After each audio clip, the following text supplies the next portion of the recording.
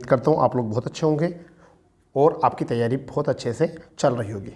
तो दोस्तों, आज हमारी इतिहास की दूसरी क्लास है जो रिवीजन सीरीज़ हमारी चल रही है और हम इसमें फॉलो कर रहे हैं घटना चक्र की पुस्तक को, जिसमें आपको बताया जा रहा है घटना चक्र से जुड़े हुए इम्पोर्टेंट फैक्ट और उसी फैक्ट के साथ साथ अलग से ही कुछ ऐसे फैक्ट जिनकी जानकारी आपको नहीं थी और इस पुस्तक में भी उपलब्ध नहीं है, तो हम उनको इस सीरीज में आपको ऐड कर रहे हैं और विशेष जानकारी की तरफ आपको लेकर चल रहे हैं। तो दोस्तों, आगे भी आपको इसी तरीके से हम इस प्रकार की सीरीज चलाते रहेंगे। ठीक है, ये सीरीज हमारी कंटिन्यू रहेगी। तो हमारी जो लास्ट क्लास रही थी वो यहाँ तक रही थी, पटना शहर का पुराना नाम। तो आज जो हम क्लास शुरू करते हैं वो देखते हैं आगे क्या कंडीशन है।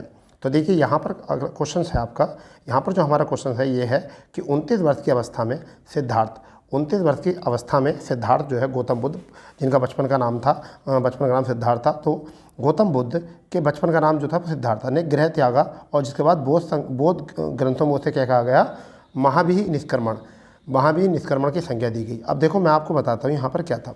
अगर हम इस बात को माइंड करें, थोड़ी सी जानकारी इकट्ठा करें, तो हम ये बात बता सकते हैं कि जब इन्होंने गृह त्यागा था तो गृह त्याग करने के बाद सर्वप्रथम जो है ये अनुप्रिया, अनुप्रिया नामक आम उद्यान में इन्होंने कुछ दिन बिताए थे। और जब इन्होंने आम उद्यान यहाँ बिताए तो उसके सबसे पहले, ठीक है, उसके कुछ दिन बाद या कुछ दिन वहाँ पर रहने के बाद इन्होंने वैशाली के समीप इनकी मुलाकात जो हुई सांख्य दर्शन के एक दार्शनिक थे जिनका नाम था आचार्य अलार कलाम। तो इनकी जो मुलाकात हुई थी गृह त्यागने के बाद, इसके बाद में जब वो अनुप्रिया बाग में रह रहे थे तो वहाँ पर उन्होंने इनकी मुलाकात जो हुई, कहाँ पर भी मुलाकात हुई, तो ये भी आपको याद रखना, वैशाली के समीप जो है इनकी मुलाकात जो हुई थी वो किससे होती है, अलार कलाम से हुई। उन्होंने जो है इन्हें सांख्य दर्शन के दार्शनिक थे वो, और इन्होंने दर्शन शास्त्र की जो है इनको शिक्षा दी थी। फिर आगे चलकर जो है राजगृह के समीप इन्हें धर्म के उपदेश देने वाले, इनको गौतम बुद्ध को क्या है, धर्म के उपदेश देने वाले आचार्य रुद्रक रामपुत्र से इनकी मुलाकात हुई और ये दोनों बुद्ध के जो थे प्रारंभिक गुरु थे। ठीक है, और इन्होंने ही इनको क्या है, योग की भी शिक्षा दी थी। ठीक है, आगे बढ़ते हैं। 6 वर्षों की कठिन तपस्या साधना के पश्चात 35 वर्ष की अवस्था में वैशाख पूर्णिमा की रात्रि को पीपल वृक्ष के नीचे ज्ञान की प्राप्ति हुई। ठीक है, तो ये आपको थोड़ा पता होना चाहिए। इसे बोधि वृक्ष भी कहा जाता है और ये निरंजना नदी के तट पर ये ऐसा ज्ञान प्राप्त हुआ था। निरंजना नदी को वर्तमान में पुनपुन नदी भी कहा जाता है। क्या कहा जाता है, पुनपुन नदी भी कहा जाता है।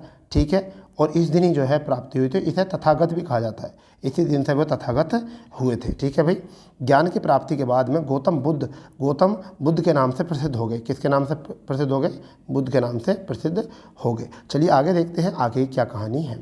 ठीक है, आगे कहानी ये है कि ज्ञान प्राप्ति के पश्चात जो है बुद्ध ने ऋषिपत्तम सारनाथ में ज्ञान का प्रथम उपदेश दिया और जिसे धर्म चक्र परावर्तन कहा गया। ये वहाँ गए सारनाथ पर 5 ब्राह्मण लोगों को इन्होंने अपना शिष्य बनाया और वहाँ पर ही इनके दो शूद्र जो शिष्य बने। वो कौन कौन से थे, तो शूद्रों को याद रख लो, उन 5 ब्राह्मणों को याद नहीं रखता कोई, तो शूद्रों को याद रखो। एक तो थे तपस्सु, जो पहले शूद्र थे, तपस्सु नाम याद रखना है, तपस्सु पहले थे। दूसरे जो थे वो भल्लीक थे। कौन थे, भल्लीक। ठीक है, और ये भिक्षुक यहाँ से बने। अगर मैं फिर इसके बाद में बात करता हूँ तो इनके बाद में क्या था कि अगर यहाँ क्वेश्चन करें, सबसे अधिक शिष्य जो थे कौशल राज्य में हुए थे। इनके सबसे अधिक शिष्य जो थे कहाँ हुए थे, कौशल राज्य में। अगर मैं आपको थोड़ी सी यहाँ बात बता के चलूँ तो बुद्ध को राजगृह पहुँचने पर बिंबिसार ने उनका स्वागत किया था। ठीक है, और इनको वेणुवन बिहार जो है दान दिया था। क्या दिया था, वेणुवन बिहार वहाँ दान दिया था। और इसी जगह पर राजगृह में ही सारीपुत्र, महामोदगलायन, उपाली, कौन कौन, महामोदगलायन और उपाली, जिसका नाम आप याद रखते हो उपाली। ठीक है, क्या, उपाली। ठीक है, उपाली। ठीक, और उपाली के साथ साथ अगर हम बात करें तो उपाली के साथ साथ अभय ने भी यहाँ पर शिष्य बने थे। और ज्ञान प्राप्ति के 8वें वर्ष जो है वैशाली के लिच्छवी ने बुद्ध को वैशाली में आमंत्रित किया और वहाँ पर कूटाग्रशाला, कौन सी, कूटाग्रशाला नामक बिहार जो है इन्हें दान में दिया। ठीक है दोस्तों, अगर आगे बात करते हैं तो यहाँ पर ही आनंद शिष्य जो थे, इनके शिष्य कौन थे, आनंद, जिनका नाम आपने सुना होगा। ठीक है, आनंद, इन्होंने ही क्या करी थी रचना, आनंद जो की थी सूत्र पिटक की रचना की थी। किसकी, सूत्र पिटक की, और विनय पिटक की रचना की थी उपाली ने की थी। ठीक है, इनके कहने पर जो है पहली बार बुद्ध संघ में पहली बार जो है महिलाओं को यहाँ पर प्रवेश दिया गया। और कहाँ दिया गया, वैशाली में। और पहली जो भिक्षुणी बनी वो कौन बनी, प्रजापति गोमती जो है पहली भिक्षुणी बनी थी। ठीक है, आगे अगर बात करते हैं तो कौशाम्बी में उदयन के उदयीन शासक थे, तो बौद्ध भिक्षुक पिंडोला भारद्वाज के प्रभाव से ये बुद्ध बने थे। कौन बने थे? उदयीन। और इन्होंने बुद्ध भिक्षुकों के संघ को एक घोषिताराम विहार दान में दिया था। ठीक है। ज्ञान प्राप्ति के 20वें वर्ष जो है बुद्ध श्रावस्ती पहुँचे। ठीक है। और अंगुलीमाल नामक डाकू को अपना शिष्य बनाया। ऐसी कुछ कहानी थी, जहाँ जहाँ ये गए वहाँ वहाँ। अब मैं 3 बात आपको यहाँ बताना चाहूँगा। प्रथम उपदेश सारनाथ में दिया और अंतिम उपदेश कुशीनगर में और सर्वाधिक उपदेश श्रावस्ती में। इन बातों का आप ध्यान रख लेना। प्रथम उपदेश सारनाथ में, अंतिम उपदेश कुशीनगर और सर्वाधिक उपदेश जो है श्रावस्ती में उन्होंने दी। चलिए आगे पढ़ते हैं। आगे क्या है? महात्मा बुद्ध वत्सराज उदयन शासन के कौशाम्बी आए थे। ठीक है भाई, आरी बात समझ। आगे बात करते हैं। प्रथम बौद्ध संगीति बुद्ध की मृत्यु के तत्काल बाद हुई थी और अजातशत्रु के शासनकाल में यहाँ पर सप्तकर्णी गुफा में हुई थी। ठीक है। प्रथम बौद्ध संगति के अध्यक्ष जो थे कौन थे? महाकश्यप थे। और द्वितीय, अब यहाँ पर मैं आपको बताना चलूँगा प्रथम बौद्ध संगति के थोड़े से बारे में। प्रथम बौद्ध संगति कब हुई? राजगीर में हुई, सप्तकांडकी में हुई, 483 में हुई। अजातशत्रु इनके क्या थे? यहाँ पर शासक थे। महाकश्यप अध्यक्ष थे और यहाँ सूत्र पिटक और भिन्न पिटक का क्या हुआ था? संकलन हुआ था। ठीक है। बात करते हैं द्वितीय बौद्ध संगति का आयोजन। तो कालाशोक के शासनकाल में 383 ईस्वी में हुई थी, यानी कि पहली बौद्ध संगति के 100 साल बाद। ठीक है। तो क्या हुआ? 100 साल बाद कहाँ पर हुई थी? कालाशोक, यानी कहाँ पर हुई थी? वैशाली में। कालाशोक यहाँ शासक थे और सुबुकामी ने इसकी अध्यक्षता की थी। और यहाँ पर क्या काम हुआ था? भिक्षुकों में मतभेद के कारण बौद्ध संघ स्थीवर और महासंघ में विभाजित हो गया था।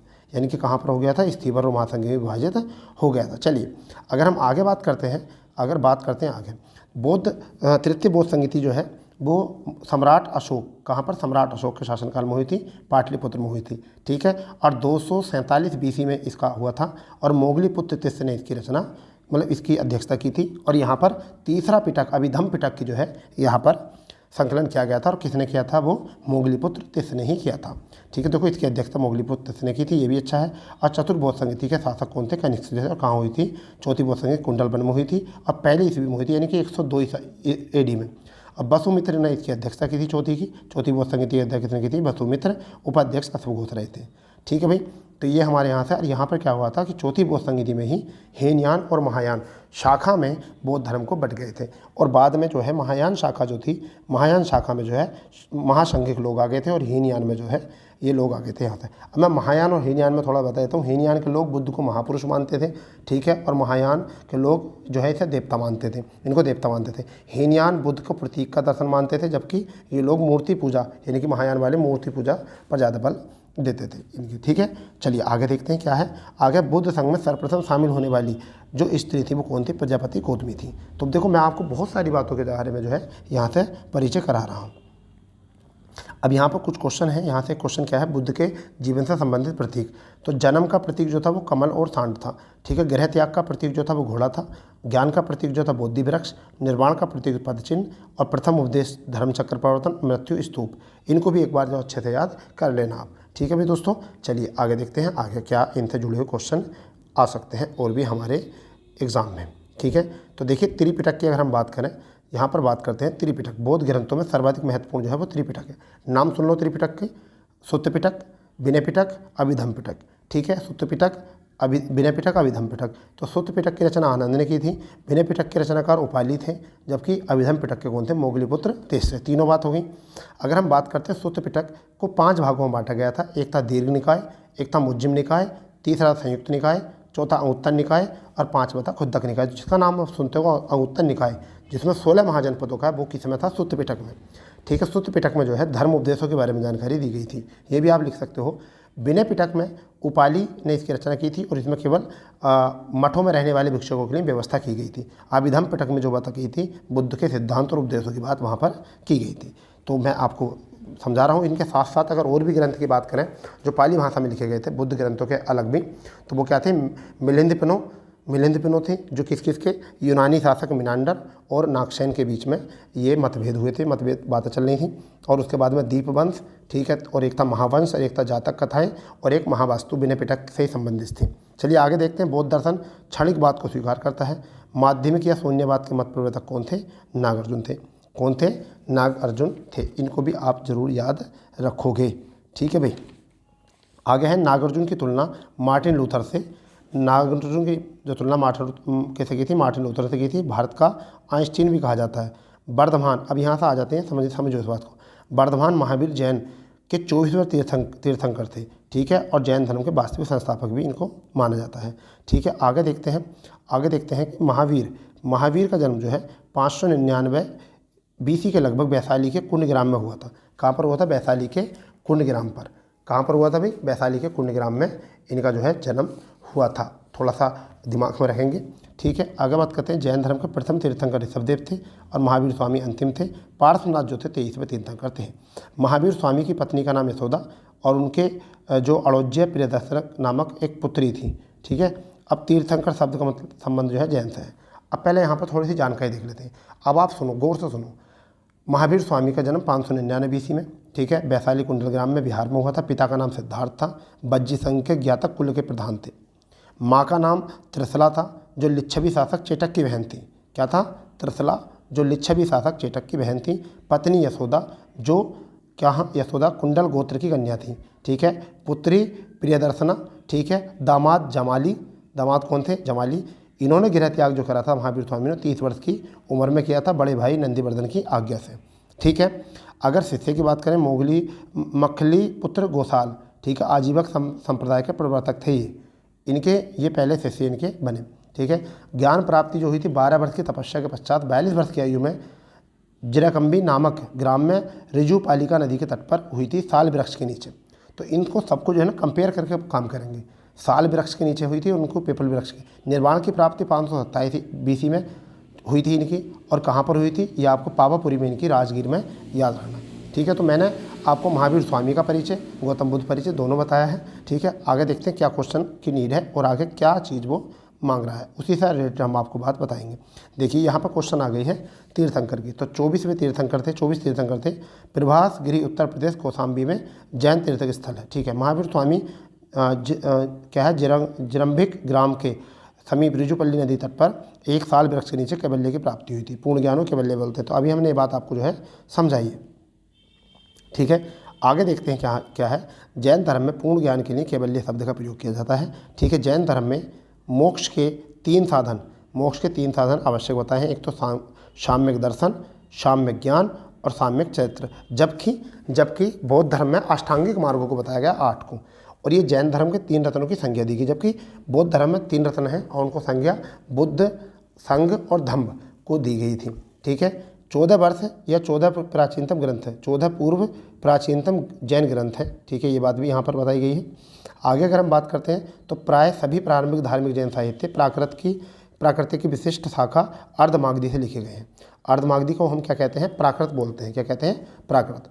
और मखली पुत्र गोसाल ने आजीवक संप्रदाय की स्थापना की। इसका मत जो था नीतिवाद कहा गया था। तो पहले इसी से रिलेटेड क्वेश्चन जो है आप देख लेते हैं क्या है रिलेटेड क्वेश्चन। 21वां क्वेश्चन आज का हमारा है, भारत का प्रथम साम्राज्य निर्माता कौन सा वंश था? तो आपको याद रखना है मौर्य वंश, क्योंकि उससे पहले कोई भी साम्राज्य को स्थापित नहीं कर रहा था।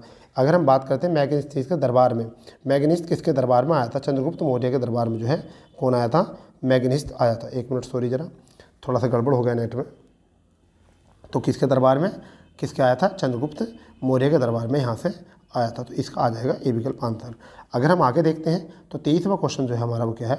भारतीय राष्ट्रीय पंचांग किस नाम से जाना जाता है? तो भारतीय राष्ट्रीय पंचांग शक संवत के नाम से जाना जाता है, ठीक है बेटा। यहाँ से आप आराम से कर सकते हो। फिर 24वां क्वेश्चन हम यहाँ पे देख लेंगे, बनाएंगे। चाणक्य को किस नाम से जाना जाता था? तो विष्णुगुप्त के नाम से चाणक्य को जाना जाता था, ठीक है।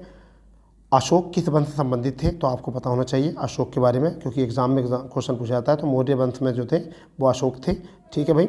आगे देखते हैं तो सारनाथ के किस सम्राट का स्तंभ था? तो अशोक का स्तंभ था। और चाणक्य किसका प्रधानमंत्री था? तो आपको याद रहेगा चंद्रगुप्त मौर्य का प्रधानमंत्री था। तो हमने अभी तक जो जानकारी प्राप्त की है, मैं आपसे मानता हूँ कि आप लोग इस सभी जानकारी से क्या होंगे?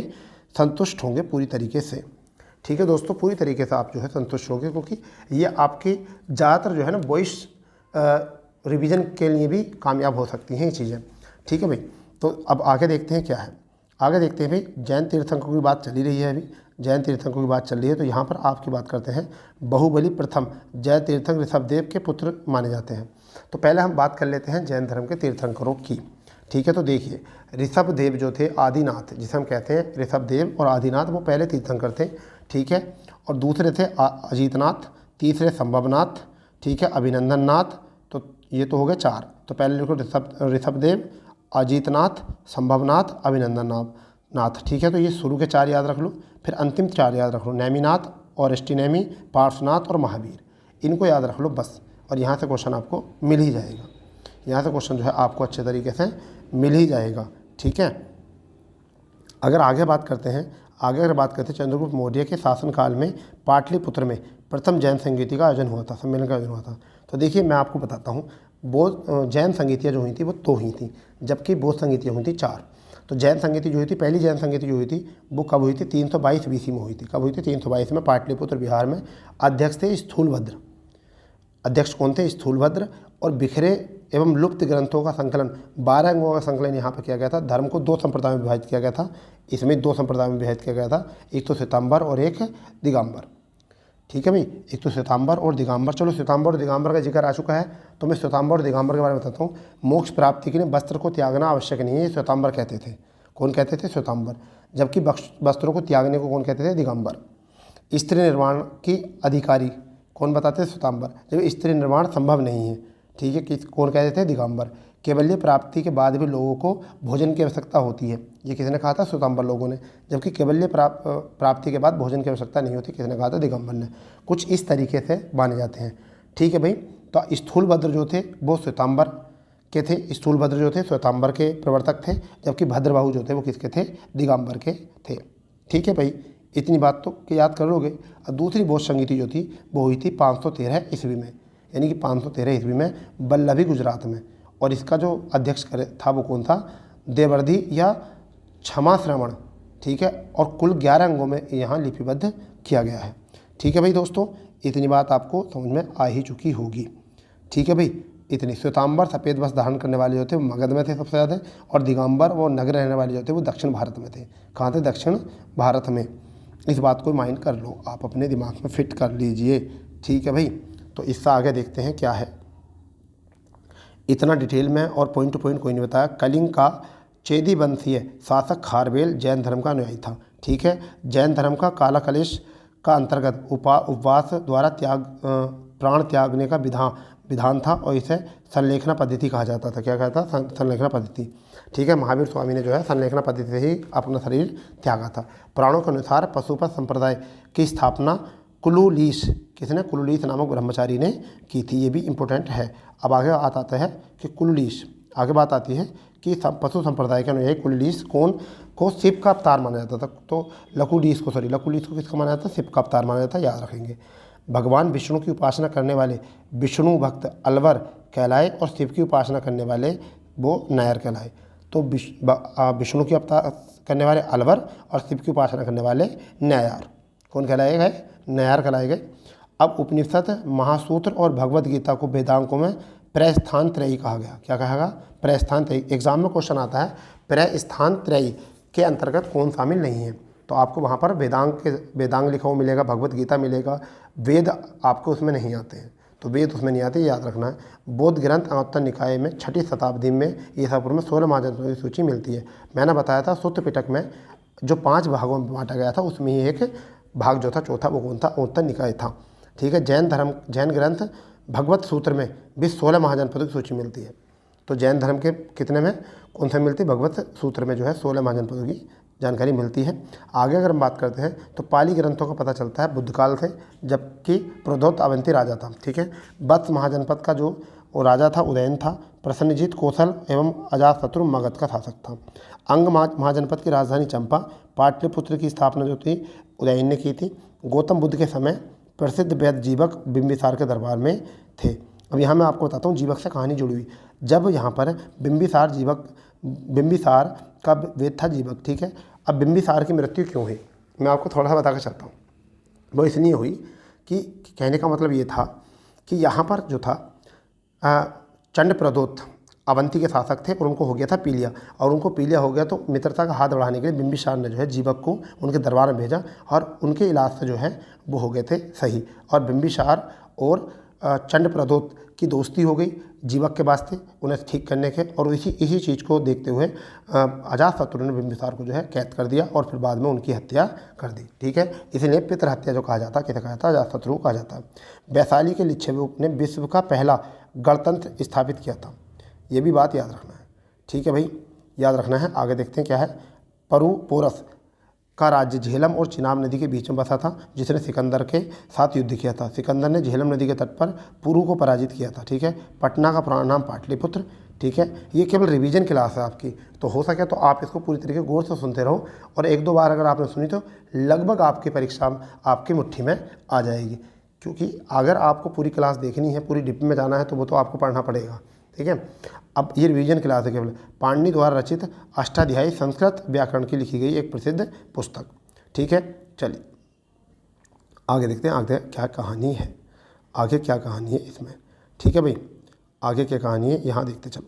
यहाँ फिर आगे देखिए, मौर्य साम्राज्य भारत की भूमि पर स्थापित किया गया साम्राज्यों का सबसे पहला और सबसे बड़ा साम्राज्य था। चंद्रगुप्त मौर्य ने की थी। जब घनानंद, देखिए मैं बताता हूँ आपको, मगध साम्राज्य हुआ, और मगध साम्राज्य के बाद में फिर महाजनपद काल हुआ। महाजनपद काल में मगध साम्राज्य आया। मगध साम्राज्य में पहले हर्यक वंश आया, फिर शिशुनाग वंश आया, फिर नंद वंश आया, ठीक है। तो शिशुनाग वंश में जो थे, शिशुनाग वंश में पहले हर्यक वंश में कौन थे, तो बिंबिसार, अजातशत्रु और आपके उदयन, ठीक है, उदयन ये थे, ठीक है भाई।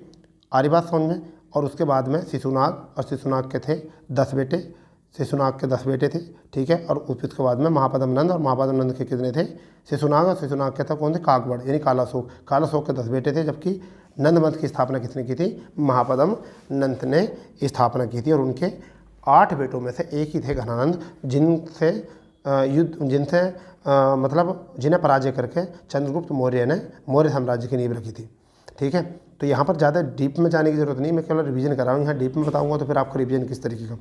तो मैगस्थनीज चंद्रगुप्त के दरबार में यूनानी शासक सेल्यूकस का राजदूत था, ठीक है। मैगस्थनीज द्वारा रचित इंडिका पुस्तक चाणक्य को इतिहास का विष्णुगुप्त तथा कौटिल्य के नामों से भी जाना जाता है, ये भी याद रखना है, ठीक है।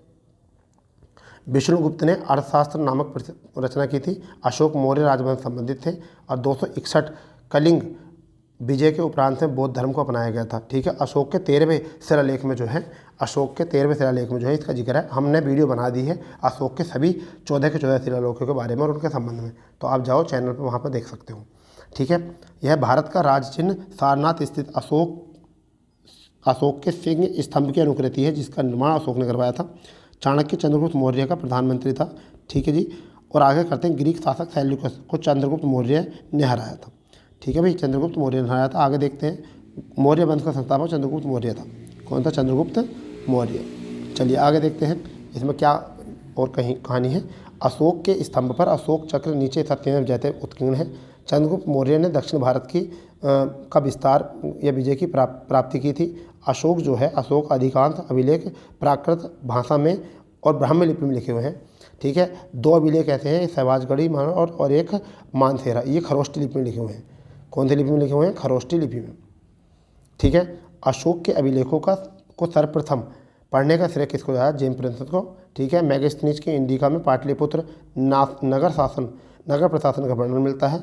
भाग एवं बलि प्राचीन भारत राजस्व के स्रोत थे, ठीक है। आगे मौर्य काल में राजस्व एकत्र करने का कार्य समाहर्ता के द्वारा किया जाता था, ठीक है भाई।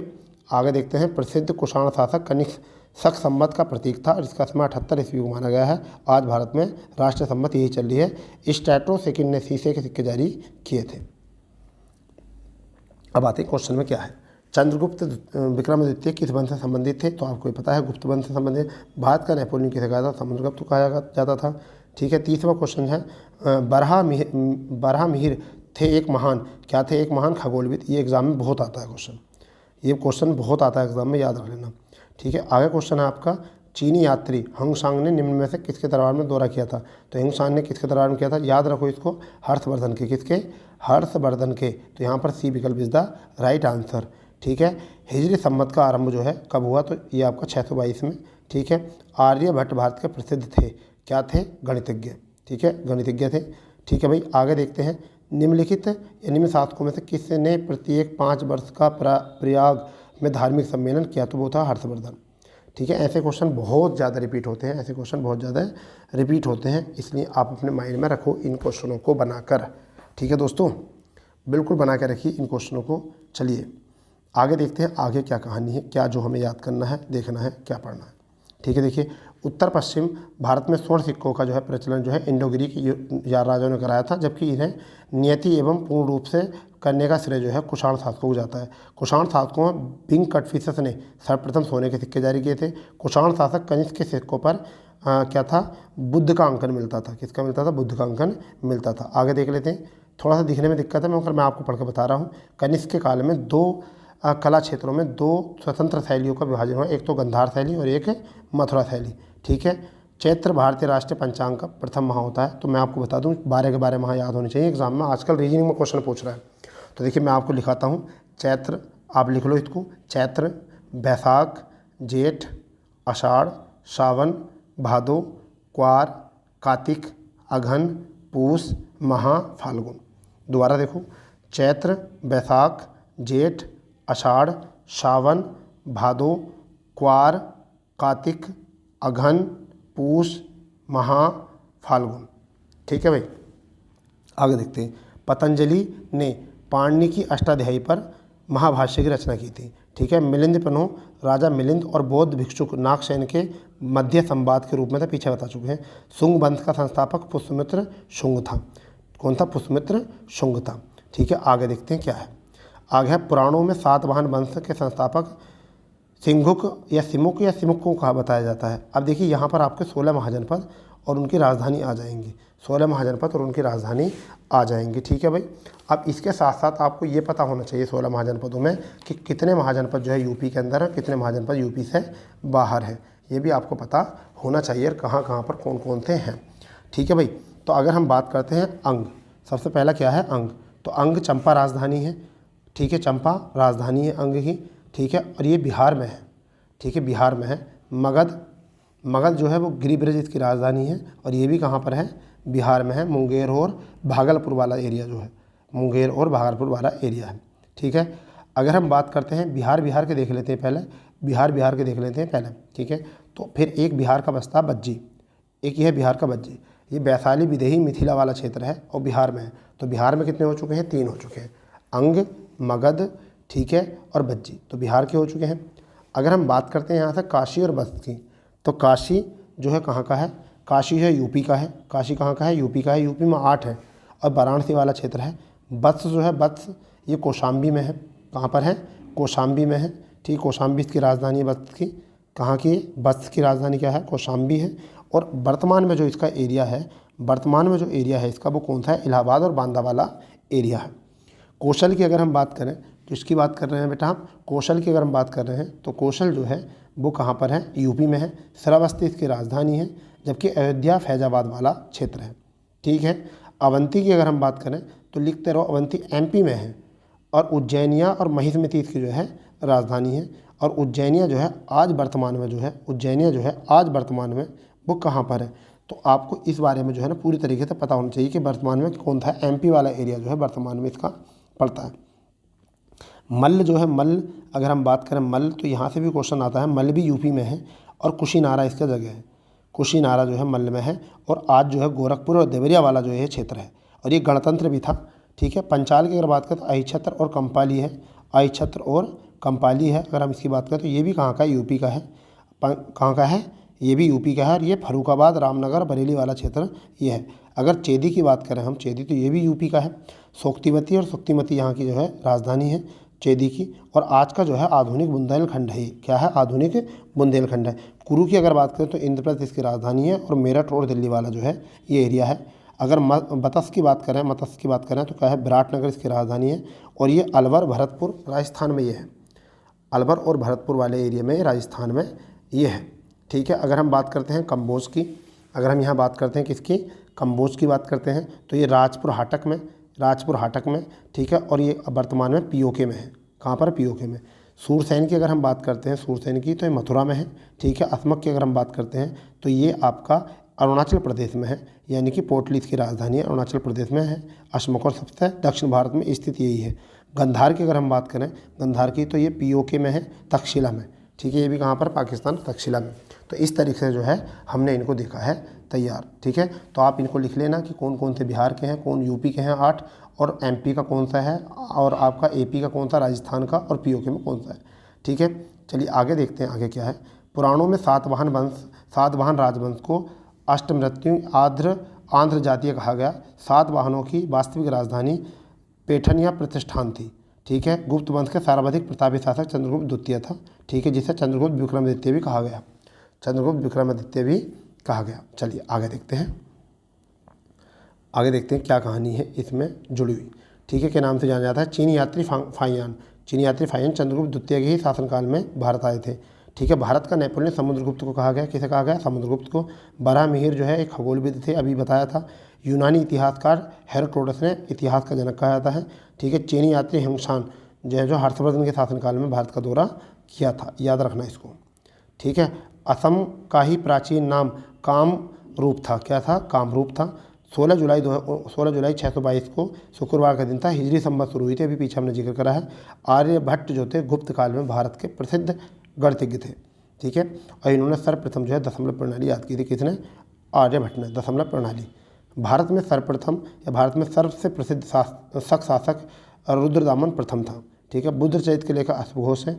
बाणभट्ट ने हर्षवर्धन की जीवनी हर्षचरित्र की रचना की थी, हर्षचरित्र की रचना की थी। चलिए आगे देखते हैं। और प्रमुख भारतीय विद्वान एवं उनके संरक्षक, इम्पोर्टेंट है, बहुत इंपॉर्टेंट है। क्या है? हरिसेन चंद्रगुप्त समुद्रगुप्त के।